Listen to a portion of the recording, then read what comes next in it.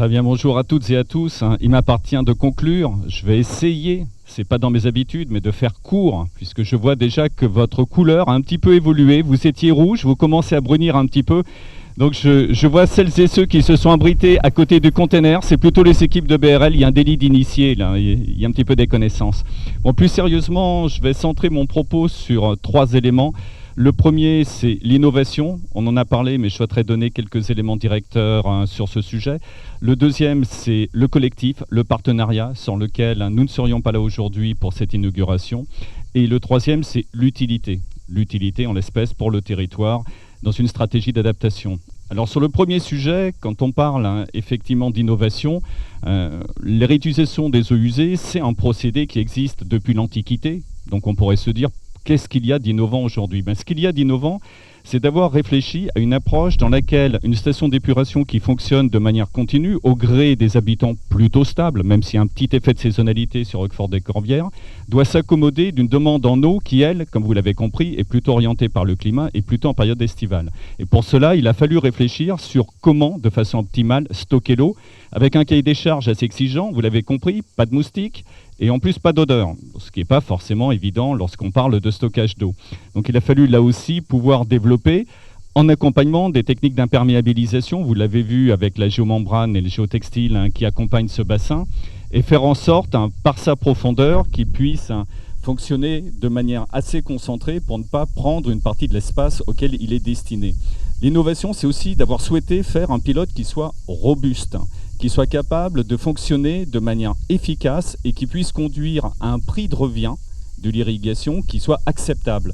Parce qu'à terme, il faudra, comme le dirait l'agence, que l'eau paye l'eau et que donc le bénéfice que retirent mesdames et messieurs les viticulteurs, viticultrices, puissent renvoyer un consentement à payer. Et pour cela, il faut avoir des techniques qui ne soient pas vues du côté du traiteur d'eau, mais vu du côté de l'irrigant. Et l'originalité que nous avons eue avec les équipes de Gaëtan Desfontaines, que je salue collectivement au travers de lui, c'est justement de penser irrigant, de penser agriculteur, qui va devoir mettre en place ces peignes d'irrigation et qui va souhaiter avoir une irrigation qui soit, encore une fois, robuste, efficace et pas onéreuse. Donc c'est ce que vous verrez dans la visite du pilote.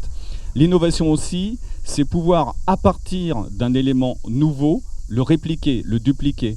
Ce qui fait sens au niveau d'un pilote, c'est d'être capable d'étendre cette technique qui a été développée et d'en faire bénéficier le plus grand nombre.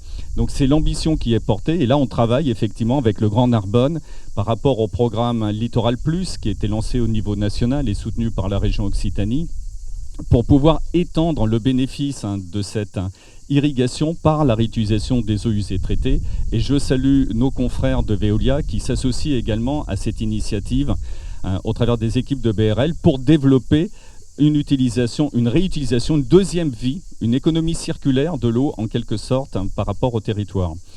Le deuxième point que j'ai cité, c'est le collectif. Alors vous le voyez au travers des kakémonos, il y en a un certain nombre. Donc je tiens à mettre en avant aussi l'Institut français de la vigne et du vin qui nous a accompagnés sur l'itinéraire plus agronomique et de techniques d'irrigation de précision, car comme cela a été indiqué, le but, c'est pas d'irriguer massivement la vigne.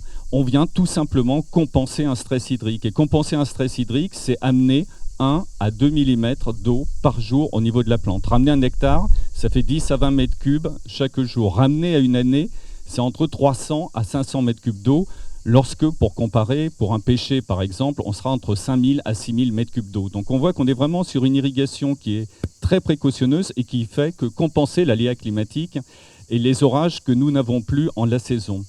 Donc sur cette approche partenariale, nous avons eu, et je tiens à les saluer, le soutien effectivement du Grand Narbonne, de la commune de Roquefort-des-Corbières qui nous accueille sur son territoire, et également des viticulteurs qui ont témoigné un intérêt, ça a été dit, très actif, très punchy. Ce n'est pas le cas partout. Certains, quelquefois, ont un petit peu de prévention par rapport aux produits, craignent que cela puisse impacter la marque d'une manière ou d'une autre. Comme si, lorsqu'on consomme des avocats qui viennent d'Israël, on pouvait ignorer qu'une partie est arrosée avec des effluents traités, ou lorsqu'on mange des fraises qui viennent d'Espagne. J'espère que personne n'en mange des fraises qui viennent d'Espagne, mais pour celles et ceux qui n'auraient pas d'autre choix que de le faire, une partie est arrosée avec des effluents traités.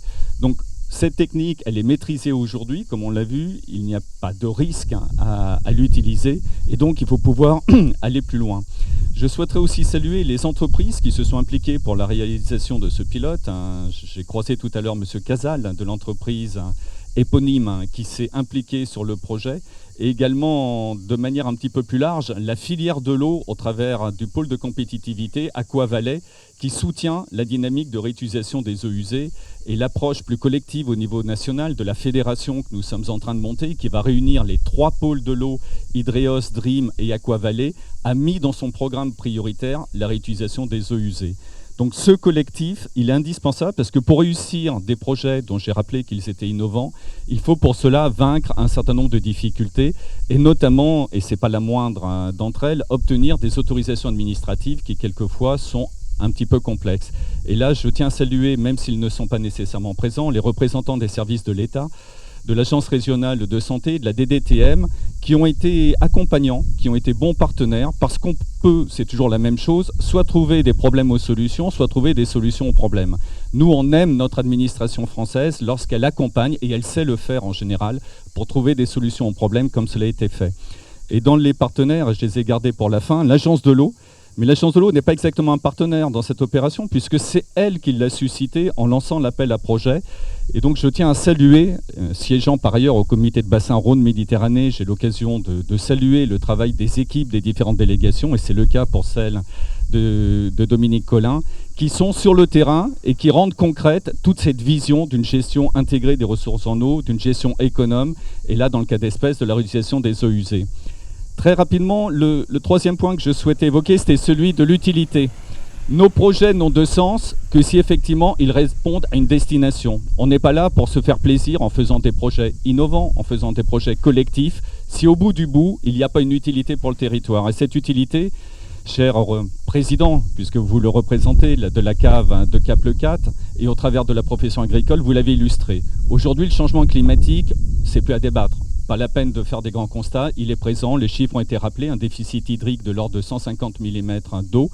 Donc une stratégie d'adaptation qui est nécessaire au-delà des actions d'atténuation, parce qu'il faut quand même réduire les gaz à effet de serre si on ne veut pas que ça grimpe encore plus haut. La stratégie d'adaptation, c'est justement pouvoir, lorsqu'il y a une ressource en eau qui auparavant passait pas très loin de là, dans le Rieux, n'est-ce pas? Voilà.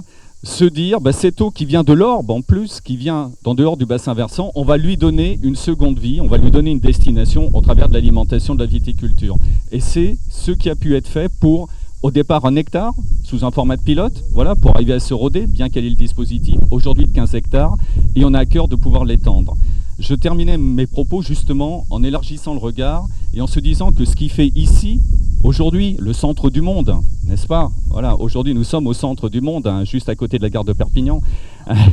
Donc, en ce centre du monde, en élargissant le regard, nous avons un certain nombre de pays qui nous ont largement devancés en la matière. Autant quelquefois on s'enorgueillit de notre école française de l'eau, autant en matière de réutilisation d'eau usée, nous avons encore des progrès à faire. Et je tiens à saluer les équipes de BRL Ingénierie au niveau du groupe qui sont présentes avec Étienne Dresser, avec Pierre Savet et l'ensemble des collaborateurs, qui mettent au service de l'international leurs compétences pour pouvoir justement contribuer à ces actions d'économie circulaire, à ces actions de réutilisation d'eau usée. J'en citerai juste quelques-unes.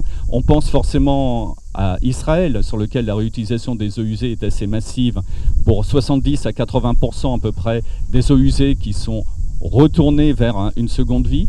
Mais je voudrais citer aussi des territoires plus complexes, notamment les territoires palestiniens sur lesquels nous intervenons et pour lesquels nous apportons là aussi des solutions, parce que vivre sur un territoire où on manque d'eau, ça obère totalement le développement et ça rend encore plus complexe les gestions de riveraineté que l'on connaît. Donc participer à cette réutilisation d'eau usée, c'est participer à une vie plus apaisée, une vie plus sereine sur des territoires qui en ont cruellement besoin. J'étendrai également sur des rayons un petit peu plus larges, puisqu'on intervient en Tunisie, par exemple, au travers d'un schéma qui est national pour pouvoir donner à la filière de la réutilisation des eaux usées une vision globale sur l'ensemble du territoire tunisien. Je me retourne vers les élus et j'aime à penser que ce que la Tunisie est capable de faire avec un schéma directeur au niveau national pour la réutilisation des eaux usées, prenons-nous à rêver, mesdames et messieurs les élus, et pourquoi ne serions-nous pas capables de pouvoir faire un schéma aussi au niveau national et aller plus loin? Pour conclure, je donnerai juste quelques chiffres qui montrent les progrès à accomplir. La réutilisation d'eau usée en France, c'est 0,6% de la production. On est obligé de mettre une décimale après la virgule pour arriver à identifier la valeur. Là où, dans des pays qui ne sont pas très éloignés et qui sont en Europe, en Italie, on est aux alentours de 7%, en Espagne, aux alentours de 10%. Et si on va dans des destinations plus lointaines, je pense par exemple sur la ville de Durban, 98% des eaux usées sont recyclées. Donc on voit qu'il y a même capacité de les retourner une destination d'eau potable, comme c'est le cas sur la capitale de la Namibie, je vous fais un petit peu voyager, à Windhoek, voilà, où l'eau qui est traitée repart en consommation humaine. Donc n'ayons pas peur de ce produit-là, continuons à être innovants. Et je citerai également, encore une fois pour conclure, les orientations favorables au niveau de l'Europe avec un règlement européen qui a été adopté fin juin et qui met comme perspective d'aller plus loin justement sur la réutilisation des eaux usées. En Europe, on réutilise à peu près 1 milliard de mètres cubes d'eau usée. L'ambition, c'est de le porter à 6 fois plus, 6 milliards de mètres cubes.